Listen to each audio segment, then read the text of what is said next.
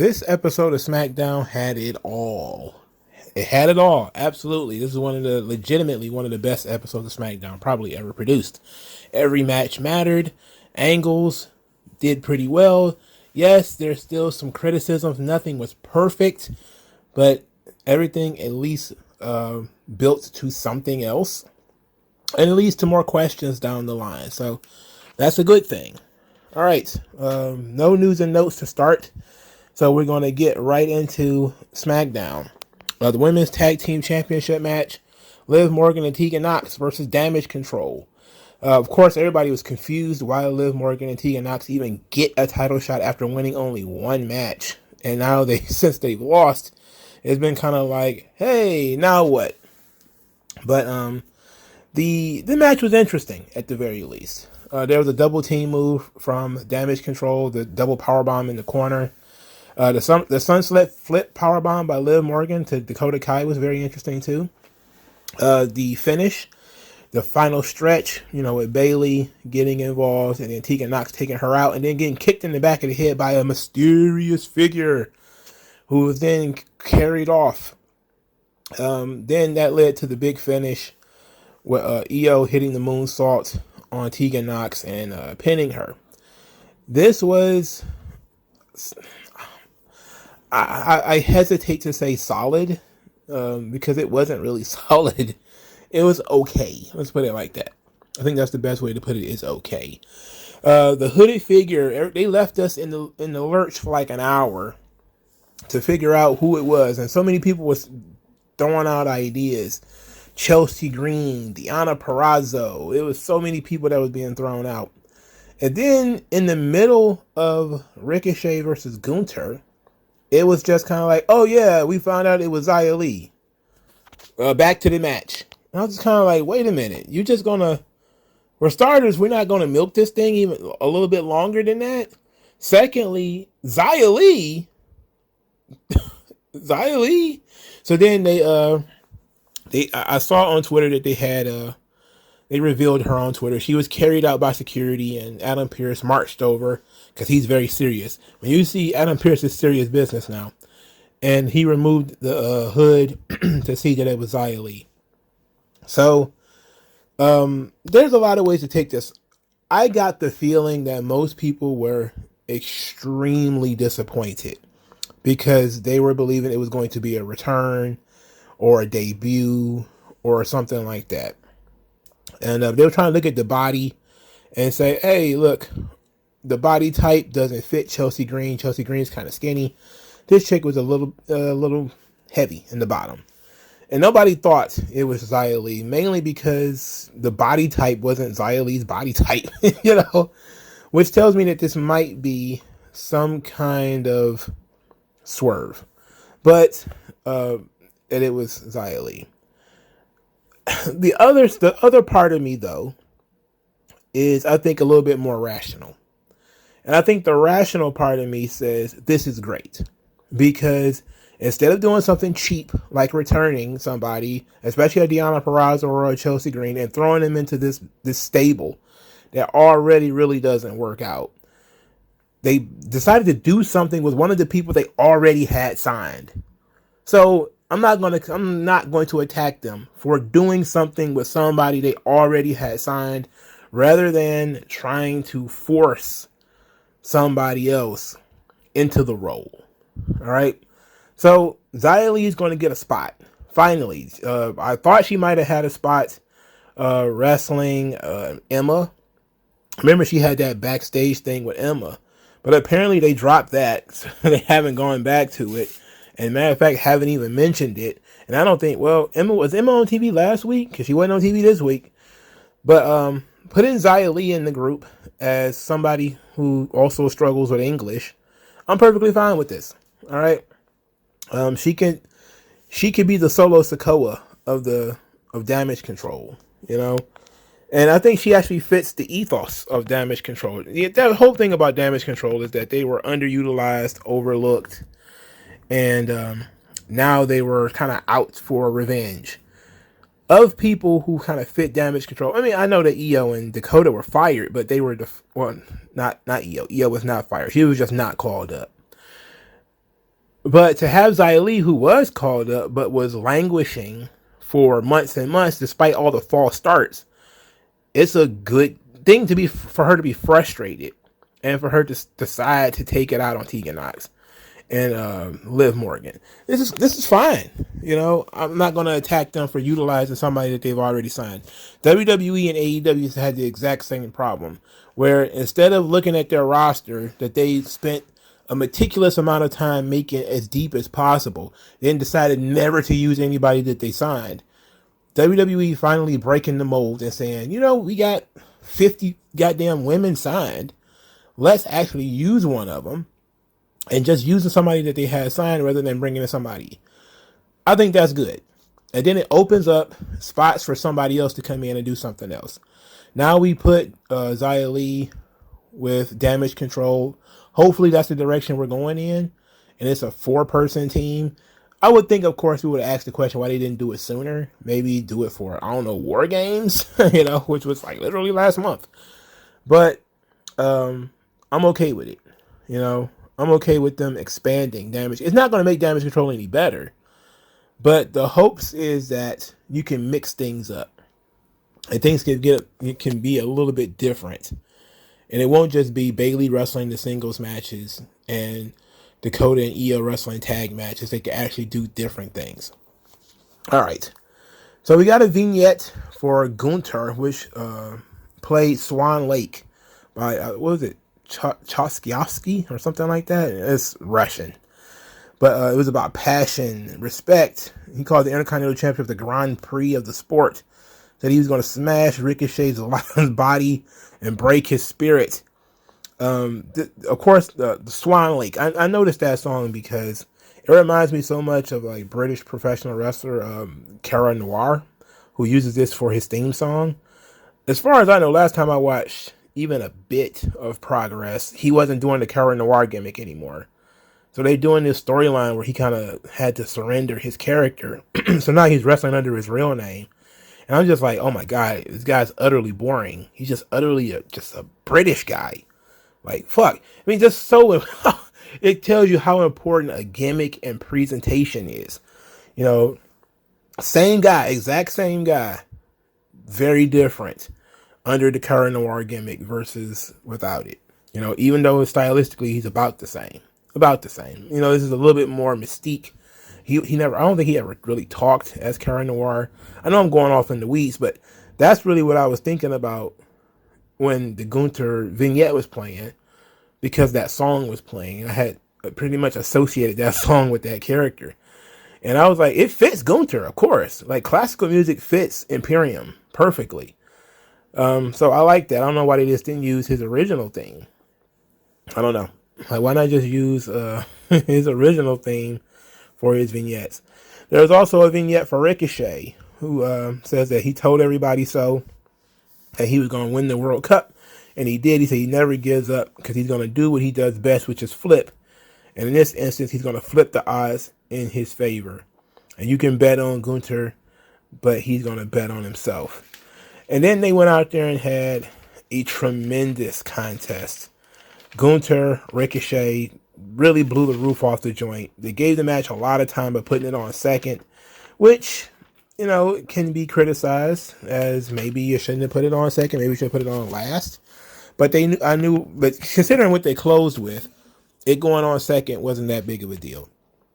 It was a really good match. Adam Pearce came out and threw out Imperium immediately, which was another good showing from the official. You know, Adam Pearce needs a job title, all right? He just can't be the official. Like, what does that even mean? Like, the referees are officials. Fucking Michael Cole is an official. You know, like, everybody's over something. People have control over a piece of business. Like, can a cameraman start making decisions? Like, we need to know, like, what this guy actually does. Is he the general manager? Like, what is he? I don't know, commissioner? Sheriff? I don't know, something. The ombudsman? He gotta be something, though. You know, I don't know, man. But he kicked out Imperium to make sure the match was 1-on-1. Of course, that made things so much better. They kicked out of each other's finishers, which, you know, the Shooting Star Press, which I guess is now Ricochet's finish, Gunter kicked out of it, and Ricochet kicked out of one of Gunter's power bombs, which of course is not his finish anymore, but you know, it was a good start. It was his finisher for a good while there. All right, so he ends up winning. Gunter, pronouns pal, ends up winning the match with what they call the Last Symphony, which is like an elevated power slam. Great match, phenomenal. You know, absolutely can do no wrong. Then after the match, Imperium is going to beat up Ricochet. Then Braun Strowman made the save. So now we know where Gunter is going. We know where Braun Strowman is going. What about Ricochet? Well, he got a huge push to win the Grand Prix. And it has, and I think Triple H has done wonders for Ricochet's career. He's been doing, I think he's been a lot more comfortable now that Triple H has taken over, because the spotlight's not on him so much to do what it's not in his best interest to do, which is talking. And he can, focus a lot on his in-ring work, because that's all really Triple H cares about. What's unfortunate for me, because that means now more long Ricochet matches. And unless I care a lot about his opponent, I'm really going to find a difficult time caring about Ricochet matches. But I'm interested in seeing where he goes from here. Does he just return the favor and team up with Braun Strowman? I know that he got this Miracle on 34th Street fight against Imperium. I don't know, is it Christmas weekend or something like that? That match is gonna fuck. I can tell you that much. It's not gonna be very good. It's not gonna be very good. But it doesn't matter. It's a WWE thing. They do this, so it shouldn't be that big of a deal. All right, so the Bloodline. It was a big deal tonight. It was supposed to be Sami Zayn's night. He was supposed to get made. And I thought going into this, especially after Rob Fee, who I think is when he said the creative director of longevity or some nonsense like that for WWE, after he suggested everybody watch Smackdown this week, I thought they were gonna pull a Goodfellas, and then Sami Zayn was going to get in the ring, and then he was just going to get a bullet in his head. But and I love how they set this up. So this is how they set it up. Jay is just talking about how clean Sammy is. He's giving Sammy all these compliments. Sammy's super excited, but Roman and Solo are not with them. They're just traveling together. So as Sami Zayn leaves to, do something, he's nervous. So he's going to go and make some phone calls or whatever excuse he used to leave. And Jay and Jimmy are talking. And Jay is very excited about this concept of Sami Zayn being made. And they're using this exact language. And Jimmy doesn't think it's going to happen. And say, like, you know how Roman is. I think we're setting Sami up for a big disappointment. So, in this first segment, they already set the options. Either something good's about to happen to Sami, or something bad's about to happen to Sami. Oddly enough, they have Jay be the optimistic one and say that, he hopes something good comes out of this. While Jimmy is being the pessimistic one, saying, man, I don't know about this Roman thing. So Roman, of course, appears with Solo Sikoa, and they're hanging out with Paul Heyman. And this brings us to the second segment, where Jay goes to see Roman and is talking about what you got planned. What you gonna do, man? What you gonna do, Tribal Chief? And he starts just, he is now all in love with Sami Zayn. Sami Zayn, that's my dog. That's my dog. I like Sami Zayn. I like him a lot. And then, because Roman is no-selling it, Jay's like, but I love my family. So if you're not going to make him, I'm sticking with my people. Roman is, once Jay leaves or whatever, Roman wants Adam Pearce in there. He promptly shows up because he's an official, this random official. Why this specific official? I want to know. Anyway, Paul Heyman is the one who brought up that Roman Reigns wants to do a tag team match of Roman and Sami Zayn versus Kevin Owens and any opponent or any partner of Kevin Owens choosing. Adam Pearce, then they start debating when it should it be. Pearce wants to do it tonight. I think it was, then he suggested the Royal Rumble. Then it was 2 weeks in Tampa. So that's when he decided to do the match. Now, Sami Zayn, of course, doesn't know about this. Neither does Jay or Jimmy or anybody else. Roman just came up with this on his own. So when they go out there in front of the live crowd, Roman is, of course, talking about how they dominated War Games. It was like 3 weeks ago, bro. You're way too late. Anyway, he slaps, of course, the hand of everybody, at the exception of Sami Zayn. There was some hesitation there before, Sami hugged him. And he kind of gave him the complimentary back pat. Then he said that tonight was supposed to be a good night for Sami Zayn. And that it was, it wasn't, I don't think it was milked enough. But a lot of people was like, oh, what you mean? It's not a good night for Sami Zayn. Then he said it was supposed to be a good night, but they got a problem. They got a Kevin Owens problem. He won't leave Sami Zayn alone. He said, so he says that he keeps following him around, keeps calling him, keeps stalking him. And that then he informs him about the tag team match and said they were going to smash Kevin Owens. They're going to beat Kevin Owens so bad they won't see him again. And then Sami Zayn just jumps on the microphone, cut Roman off too, by the way. Said that Roman was right. He can't be left alone by Kevin Owens. He says, my God, I'm the guy's only friend. And then he paused a bit and said, I was his only friend. But, I want to be a full-fledged member of the Bloodline. I'm with you guys. So then John Cena pops up on the goddamn screen. And everybody turns around. And you know what? I'm just going to let the cat out of the bag. I don't think he got that big of a pop. I honestly don't. Like, he just appeared on the screen, and there was some people who like, oh, wow, that was nice. But it wasn't like holy shit, John Cena. I think maybe no theme music, him not coming out there in person, that kind of thing probably affected it. But I also had a problem with the material and with the people in the ring were doing. Let me explain. So John Cena kind of does some jokes about him getting a text message from Kevin Owens about he's had a match every single year for the last 20 years, except in 2022 he has not wrestled a match yet, and the streak is about to be broken, and his last opportunity is December the 30th, which is of course a Smackdown episode. So he accepts being the partner of Kevin Owens. Now, John Cena does what John Cena does in terms of his goofy character with his goofy jokes. It's John Cena in line with John Cena.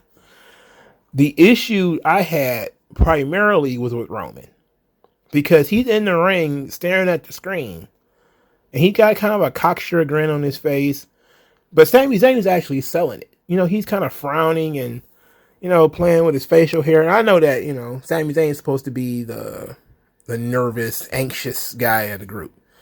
Roman's big and confident. But it says a lot in terms of storytelling that Roman didn't really sell John Cena the way that he should have. It's fucking John Cena. And I know the last time you saw him, Roman Reigns beat him. But it's still John Cena. That's a big deal. Roman Reigns was not preparing to wrestle John Cena. All right? The idea that he could pick anybody and he went for fucking John Cena, that should be a bigger deal than it came across on television. It should have been a bigger deal than some of the people in the ring. Like, I was just thinking like something basic, like Triple H, right?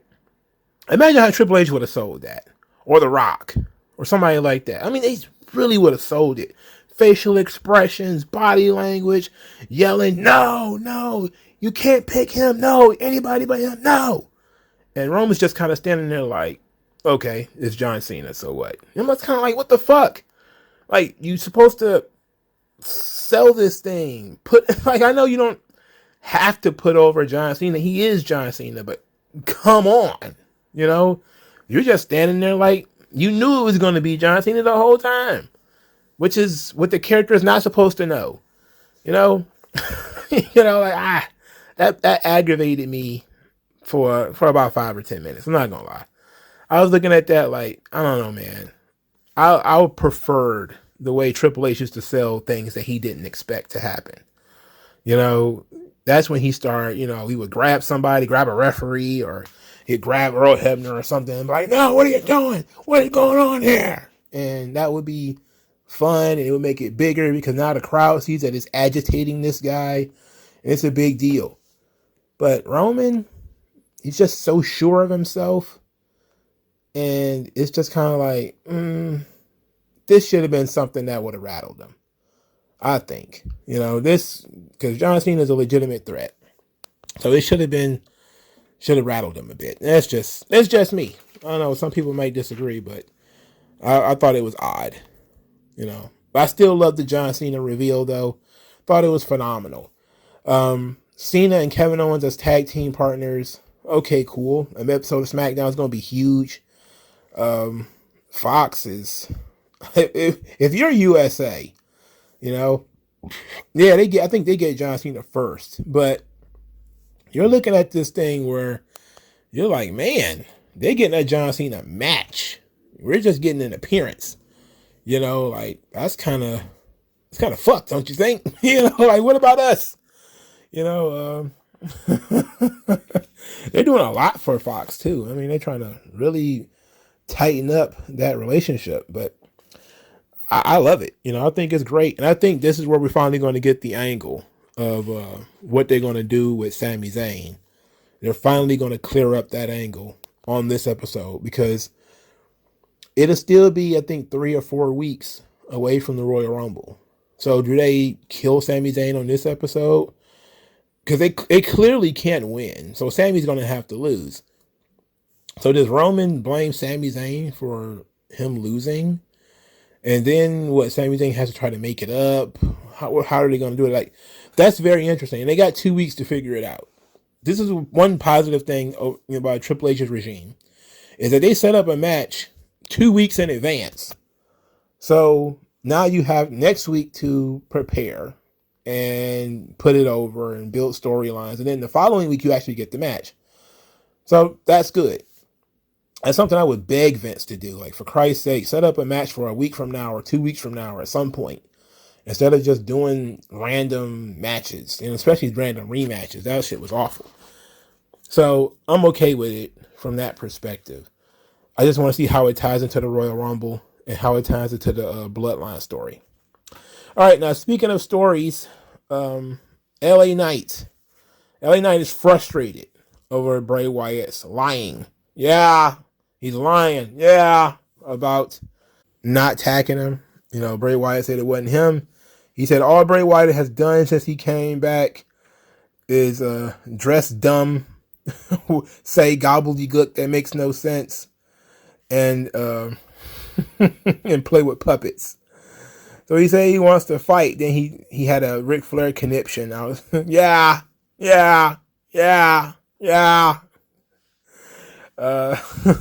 He did get wutted, but his cadence is so different from everybody else's that the wutts were a little bit off, and he powered through them. He didn't even acknowledge the wutts. He didn't pause to even let the wutts breathe.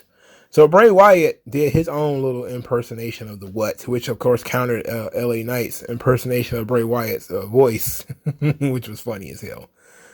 I didn't do it, man. Bray Wyatt is sick of LA Knights. He's sick of the game that they've been playing against each other. Says that LA Knight is barking up the wrong tree. He's going to give him one more chance. The moment he gets in the ring, LA Knight starts beating him up, kicking him, stomping him in the corner, which is what he promised he was going to do, was stomp him out. And that's exactly what he did. So as he's stomping Bray out in this corner, weird things start to happen at the entrance. After much commotion, Uncle Howdy steps onto the ramp, and he's laughing. And there's laughter going on throughout the arena. And then there's Bray is laughing. And LA Knight is actually physically selling what's happening. He's looking back and forth at Bray Wyatt and Uncle Howdy, and He's got a confused look on his face. Then he's got a concerned look on his face. Then he's like, I don't know what to do. So eventually he decides to bail. That, Uncle Howdy, the guy who kidnapped him last week, which was hilarious, and they posted that online. That last week when he went into the dark room, he actually got kidnapped, tied up, and put a mask on him. So he was really pissed about Bray Wyatt this week. But now he's seeing that the guy who kidnapped him was not Bray Wyatt, but it was Uncle Howdy, who was a separate person. And, him thinking it was Bray Wyatt the entire time is wrong. Everybody thinking that it was Bray Wyatt the entire time has been wrong. So that little reveal right there, interesting, okay? So now everybody's going to be talking about, well, who was Uncle Howdy? I was also looking at it from the perspective of Bray Wyatt is completely no-selling LA Knight's kicks in the corner, like completely just laughing at him. And they're yelling at each other, and he's still kicking them, and Bray Wyatt's kind of just laughing and not paying that no attention.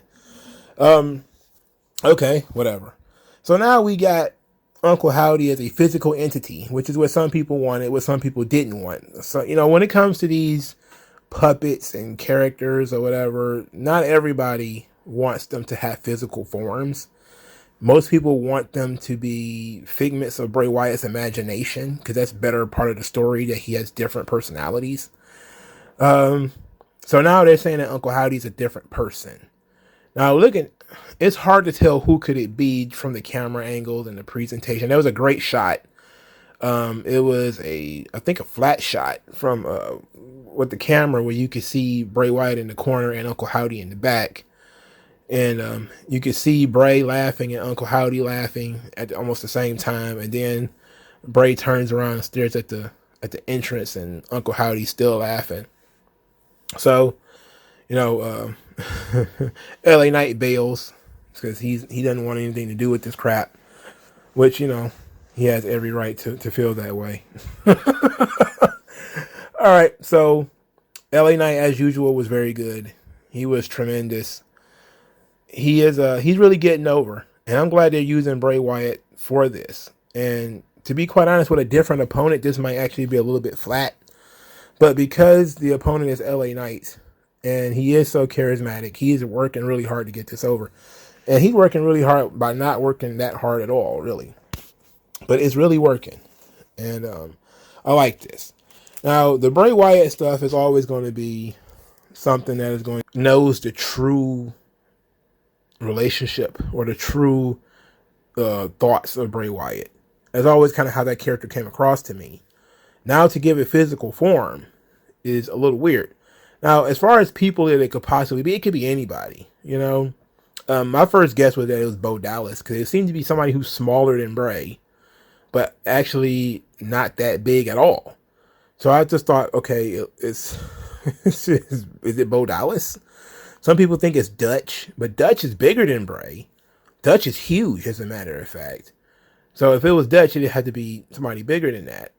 If it was Vincent, it had to be somebody skinnier than that. So who knows who is actually playing Uncle Howdy? Also, there's, of course, it could be a swerve and it was all mind games. But also a lot of people made fun of course, how Uncle Howdy looks and how the character comes across. Because it does come across very Colonel Sanders, like an old plantation owner. It just... or the Planters Peanut Guy, or Mr. Moneybags, or the Monopoly Man. It just had all these hilarious... everything that got to do with that fucking top hat. And the way he is holding his lapels, like... had almost a Santa Claus, like... ho, ho, ho, ho, ho. Now, the laughter through the loudspeaker, maybe we could have done without that. But the presentation of this was good. I did love the presentation, the big reveal of, Bray Wyatt being attacked and then somebody coming out and, it kind of befuddling LA Knight, because he's like, okay, I was kicking this guy's ass because he's the one who attacked me. But now the big reveal is he isn't the one who attacked me. Now what? So I definitely get that. But I don't know. Like it's hard to say. I'm okay with Bray not wrestling. So I don't doesn't bother me that it's this way. I'm going to become very frustrated once the magic and all that kind of stuff starts getting involved, which I think is inevitable at this point. So and I don't think Uncle Howdy explains a lot. Some people were disappointed by this. I mean, you can't tell people how to feel. I mean, it is what it is. I was just kind of, okay, it's another nice little seed from all of the stuff that we've been following since, Extreme Rules, where they kind of started dropping the hints of Uncle Howdy. It took them several months to actually get Uncle Howdy in front of a crowd. All right. So now that we've revealed that Uncle Howdy is a separate person to Bray Wyatt, at least that's what we're supposed to think for now. Now we can start individualizing him. He could probably talk more than in riddles and being in a sentence or something like that. Are they going to start doing live promos? Is Uncle Howdy going to fight LA Knight? So, it's also very interesting that Bray Wyatt chose to reveal Uncle Howdy the week or the day of John Huber's is his birthday, I think it was today.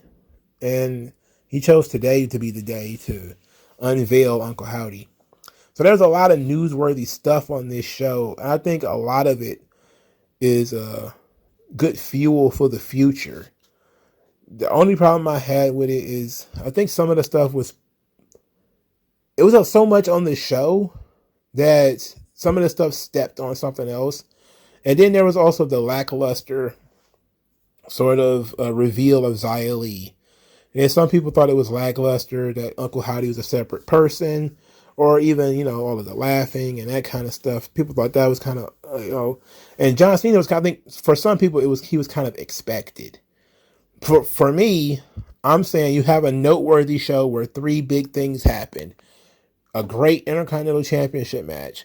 The final match on the show was Legado del Fantasma versus the Viking Raiders versus Hit Row.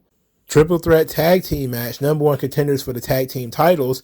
The match was won by Hit Row, and it featured one of the worst dives in company history. I'm talking about easily one of the worst dives I've ever seen, and it came from good old bowling ball head ass Top Dollar, who, like I said before, his upper body is bigger than his lower body, and like I said before, also there's something wrong with his legs. Clearly, there's something wrong with his legs. They don't work like they should. On Twitter, he claimed that his knee gave out before he made the jump. And I was like, man, you could have gave that dude a trampoline. He still wouldn't have made that jump. That was one of the saddest displays of athleticism I probably have ever seen in the wrestling business. It was sad. All right.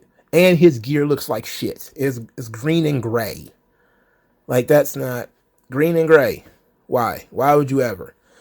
Anyway, the girls got involved eventually with Zelina using a Hurricanrana, and they all bumped each other, knocked each other down. Legado del Fantasma taking the pinfall. Disgusting, to be quite honest. Sad, but, apparently Triple H does not value Legado del Fantasma like he should, so we're stuck with what we're stuck with. Top Dollar said he's going to get looked at, so even though they won the match, they probably won't even get the title shot because Chrome Dome ass Top Dollar botched dive. Oh God, he just had to try it, didn't he? What is wrong with the guy? Somebody please educate this man about his limitations, for Christ's sake. All right, the last thing is, there's going to be doing a women's gauntlet match next week to determine the number 1 contender for Ronda Rousey. It's like literally, I think the Diva Stance informed me that it was the 5th month in a row that they're doing this. They haven't been doing title storylines. They've just been doing these multi-women matches. And next week is a gauntlet. So Raquel was, getting out of her arm brace or whatever, and said that she remembers the pain and humiliation caused by Ronda Rousey and Shayna Baszler. And even though she's supposed to be cautious, she's entering this match. Then she, of course, got attacked by Ronda Rousey and Shayna Baszler, who promptly attacked her arm again and then told her to ice it. It should take about 20 minutes for the swelling to go down. All right. So they're pretty much bigging up Raquel to be the next opponent for Ronda. She's likely going to win the gauntlet with one arm. And you know what? That's fair. Okay, fine. I've been preaching that Raquel needs to do something more. I've been preaching that for several weeks now. So, okay. I'm finally going to get what I want, hopefully. The show, I think, from top to bottom, very good show. Of course, Hit Row was the worst part of the show. Legado del Fantasma losing is, also very bad. But I think other than that, the show was not hampered too much. I do think that we probably could have held off on the Zaya Lee reveal, maybe held off for a couple of weeks, had Zaya Lee do something else to reintegrate her into the show, her coming out of nowhere and just being, the hooded person, rubbed some people the wrong way. I like the John Cena stuff. That was great. Cena doing his own corny jokes and stuff like that. I mean, it's good nostalgia, even though, not really my nostalgia, but it's fine. And Uncle Howdy stuff was okay. What do you guys think? Let me know, comment section below. Like, share, subscribe. I'll talk to you guys later. Peace.